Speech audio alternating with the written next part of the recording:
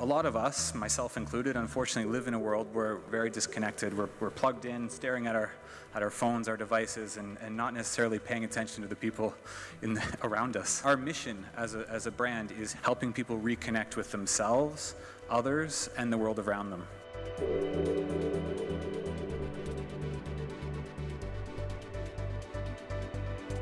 We have a huge group-wide initiative that we've been working on for quite some time.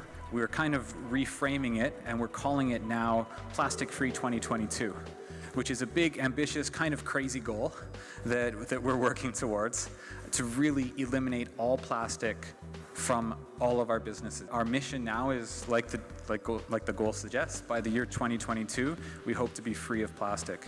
We know that that's absolutely impossible today, but we do also know that there's new technologies coming out, and we hope that we will be free of plastic by 2022. And if not, at least we tried, and we'll see how far we can get. Every Six Senses resort has an organic garden. It's a fantastic opportunity for us to help our guests reconnect with healthy food. And of course, it lowers our operating costs a little bit because we don't have to purchase some of this organic produce, and it seriously lowers our carbon footprint from the transportation of those goods, especially with some of the locations we're in, which are very remote.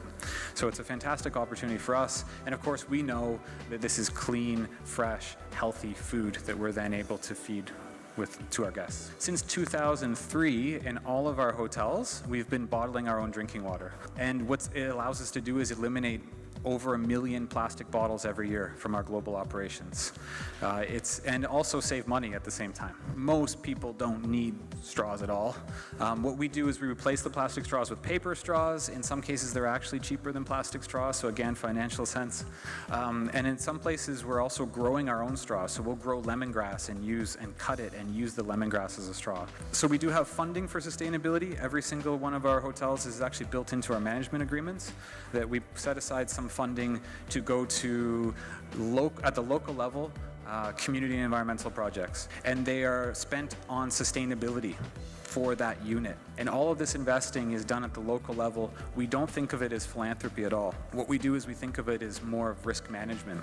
Because all of these things I've just mentioned, that hospital down the road, that's where our people go when they're sick. That school down the road, that's where our people learn and we're gonna hire from them, or where our family's children go. By hiring marine biologists to go in the ocean and save the manta rays, those manta rays are one of the reasons why guests come to our resort. Right? So if the manta rays all disappeared, we would be seriously left without an activity to do. There's a great alignment between our brand value, our core of what we do, and sustainability. And that's important for any brand who wants to really approach sustainability in a meaningful way. You've got to find your path to sustainability. You've got to make it your own.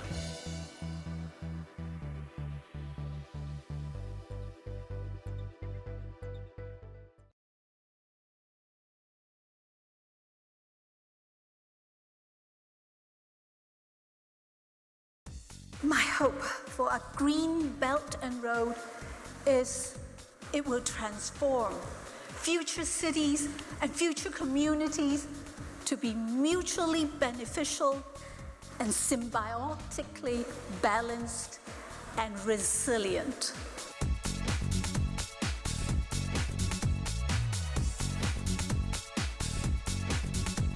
I hope it will be a journey of mutual empowerment, mutual enlightenment, and mutual progress.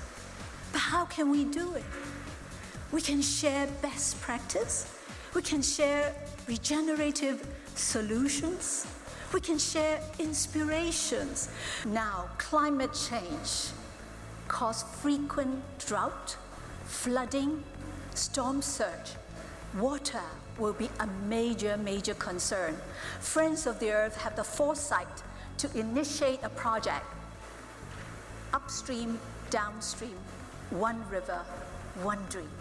Hey, about time to look at how sustainable Hong Kong's water supply is. Time to act. So we launched the Dongjia Upstream, Downstream Partnership Project.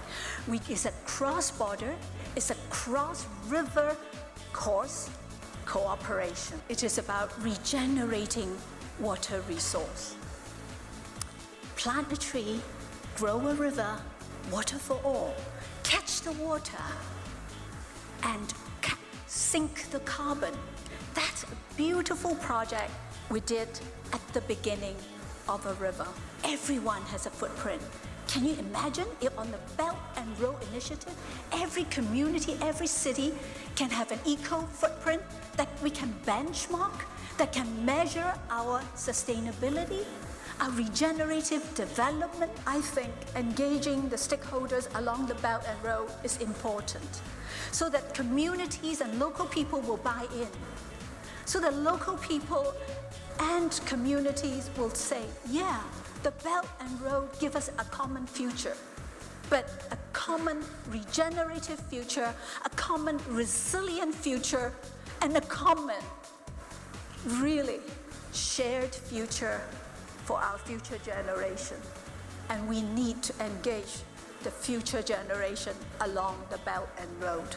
Our dreams, our vision, our best practice, and what is the best for Hong Kong, we like to share.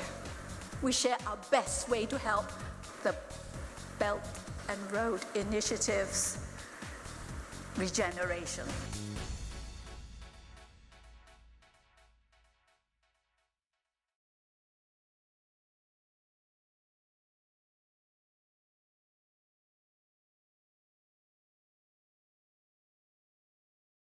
When we talk about globalizations, it's really come a lot of big risk. Therefore, we form our vision as to bring quality and safety to life.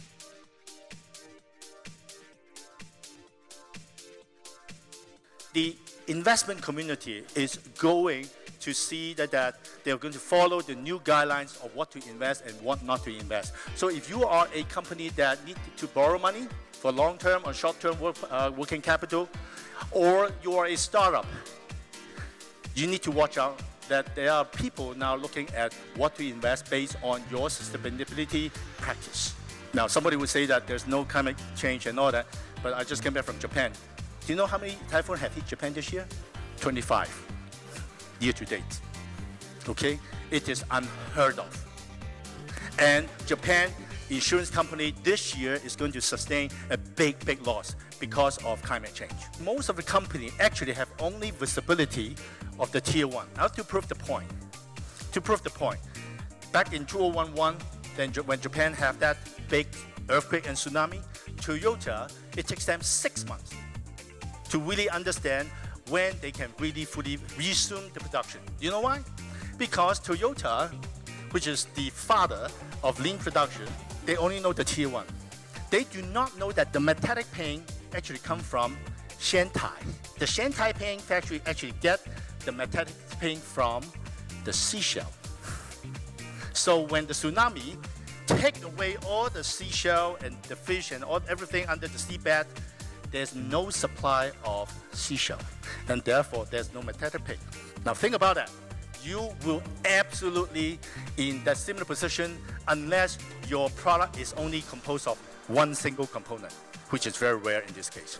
There's a lot of companies can help you to write reports, but we can help you to do verification because we have operations in over 100 countries. We have 1,000 labs in the world, 45,000 employees. We are everywhere. In terms of Belt Road, 65 countries, including China. And among that, we operate in 42 countries. And I think that there are not that many companies can provide that footprint to help you to know what the hell is going on so you can sleep better. The risks of sustainability or defeating sustainability just go up another notch. Do you know why? Because my customer is telling me that their US buyer is saying two things. Number one, the Trump administration is now telling us to move production base out of China. Well, that means that you have to go to some more remote area, which have higher risk. And then the other thing is they want the people to absorb the tax, the tariff. And that means that the costs have to further go down, and that means that the risk of sustainability is even higher.